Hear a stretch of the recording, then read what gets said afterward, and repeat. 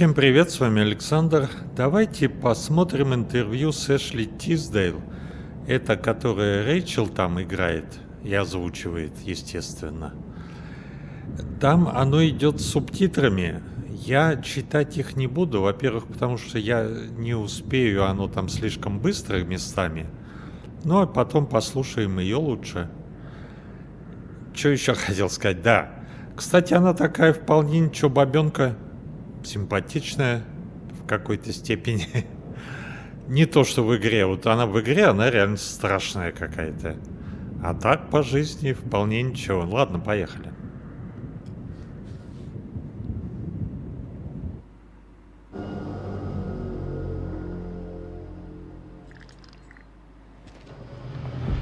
When the queen bitch finds out about this, she's gonna flip her shit.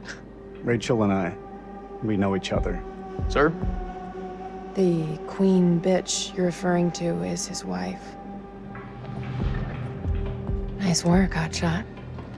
Ashley Tisdale, welcome. Now, Ashley plays Rachel in Supermassive Games' Dark Pictures Anthology's House of Ashes.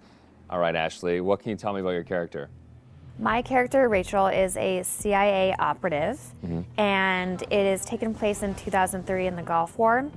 And she is on a mission to find chemical weapons. So she's pretty badass. Wow. This is your first time doing a video game. This is my first time, yeah. Wow. So how does that process compare to maybe the stuff that you've done, on camera before? I think that it's just very obviously a different approach to it.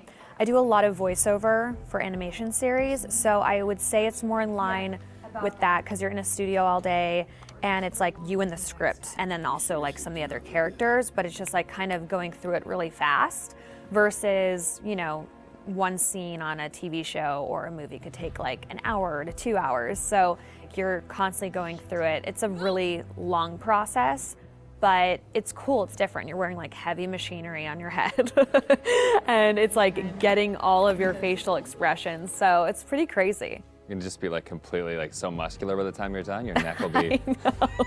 My neck is super strong. Yeah, the strongest neck ever now. Yeah.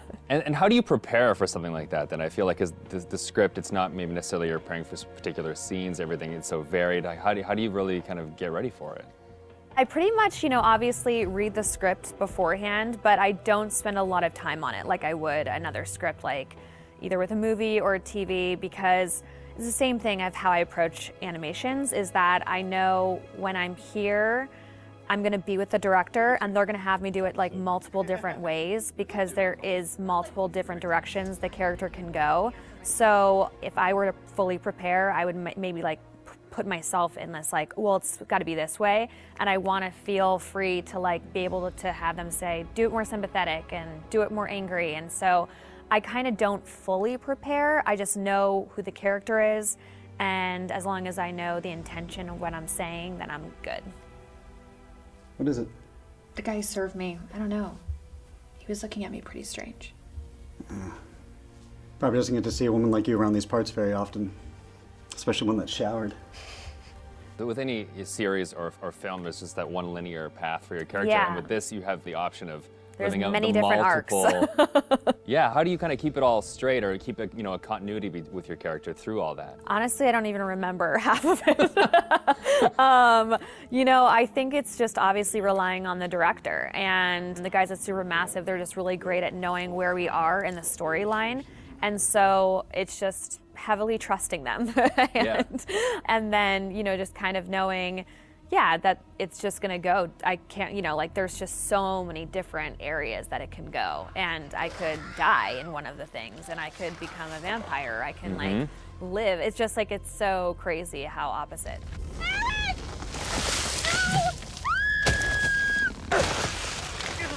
It's got to be interesting too to think that someone's gonna like play you in a game and then maybe you'll die or you'll live or you'll like the people will be in control of your future. I know. I think it's gonna be really crazy just seeing my face on like the character. Like that's gonna be so wild. It's so crazy how far video games have come. It's so much more cinematic and like the movies that it's pretty wild. It's like beautiful to watch, but it's gonna be crazy.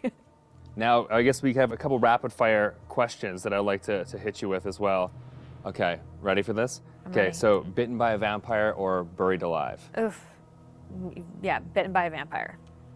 Oh, really? Well, then you get to live forever, so, you know. That is true. Okay, I never thought of that element of it. Things that you've shot so far, do you have a favorite scene? I think my favorite scene would have to be probably early on between Rachel and her husband. It's a flashback, and it's them in the car, and it's a moment in time that kind of changes everything. And what I love about it is that it really shows who Rachel was and how it changed her to become who she is today. There's just so much happening in the game that it's just like a moment where it's just like really kind of stripped down and one-on-one, and I think it's a really beautiful scene. What is it? The guy who served me, I don't know, he was looking at me pretty strange. You know, my sole objective, Rach, is to make you happy. Doesn't matter where we are or what we're going through, I'll always put a smile on your face. See? I told you. So how do you get into that? Because I feel like, you know, it's sometimes it's such a sudden change from one scene to the next. So how do you kind of really get into that moment so quickly? I think how we've done it is that we would start off with the earlier stuff. So Okay. it's kind of like you're building to the bigger pieces. And yeah, usually the end of the day, we'll have like the biggest stuff, whether that's us like screaming and fighting, because it obviously drains Yeah. us and our vocals. So, you know, they know to kind of like have us do the whole like action stuff at the very end of the day.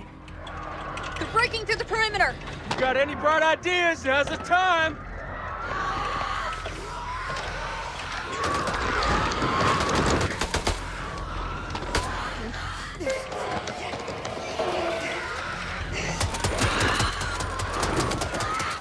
It's gonna be odd of being like, okay, now we're gonna be sweet, and now we're gonna be screaming. It's and then hard you're to gonna be go dying, backwards, And then you're gonna be yeah. back alive again, and this is a touching moment, and you're gonna die. Yeah, Yeah. the first time is gonna be like a strange experience, kind of going off on your own and acting out that kind of Yeah. separate. Yeah, it's definitely a very interesting process to watch, and it's different from anything I've ever done. Has it been hard to navigate doorways with the camera on? Like, do you find your... Oh, no, I take them off right away. Okay. Anytime I can get a break, because it is a heavy thing, and so it's just like most of the time I'm sitting on the couch with it, like holding the helmet up, because it's like, you know, it's like a weight on your head. So yeah. it's pretty crazy. It's expensive equipment. You don't want to like bang it on a door frame. No. Well, now that they've got you in the game, they can put you in anything. I know. I'm so excited because I've never been able to play something like this. Yeah, okay. Well, that's good. Cool. Thank you.